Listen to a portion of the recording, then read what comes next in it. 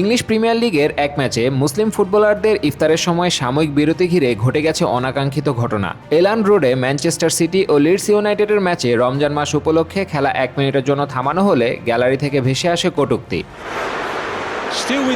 স্থানীয় সময় বিকাল 5:30টায় শুরু হওয়া ম্যাচের 13তম মিনিটে খেলা স্থগিত করা হয়, যাতে রোজাদার খেলোয়াড়রা ইফতার করতে পারেন। স্টেডিয়ামের বড় পর্দায় জানানো হয়, রমজান মাসের সম্মানে খেলোয়াড়দের রোজা ভাঙার সুযোগ দিতেই এই বিরতি। সিটির শুরুর একাদশে ছিলেন রায়ান শেরকি, রায়ান আইভ নুরি ও ওমর মারমুশ, তিনজনই মুসলিম খেলোয়াড়। বেঞ্চে ছিলেন আব্দুল কদির খুসানভ। সংক্ষিপ্ত সেই বিরতির সময় কিছু দর্শকের দুয়োধ্বনি পরিস্থিতিকে বিব্রতকর করে তোলে। ম্যাচ শেষে ক্ষোভ প্রকাশ করেন সিটি কোচ পেপ গার্দিওলা। তিনি বলেন, এটি একটি আধুনিক বিশ্ব, ধর্ম ও বৈচিত্র্যকে সম্মান করাই আসল কথা। প্রিমিয়ার লিগ ইফতারের জন্য 1-2 মিনিট সময় নেওয়ার অনুমতি দিয়েছে, এটাই স্বাভাবিক।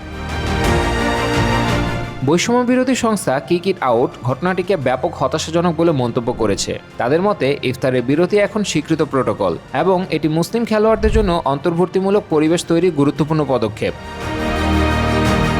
2021 সাল থেকে প্রিমিয়ার লিগে রমজান মাসে সূর্যাস্তের সময় সাময়িক বিরতির নিয়ম চালু রয়েছে। ফুটবল যেখানে বৈচিত্র্যের প্রতীক, সেখানে এই ঘটনা আবারও মনে করিয়ে দিল, সম্মান ও সহনশীলতার শিক্ষায় এখনও অনেক পথ বাকি।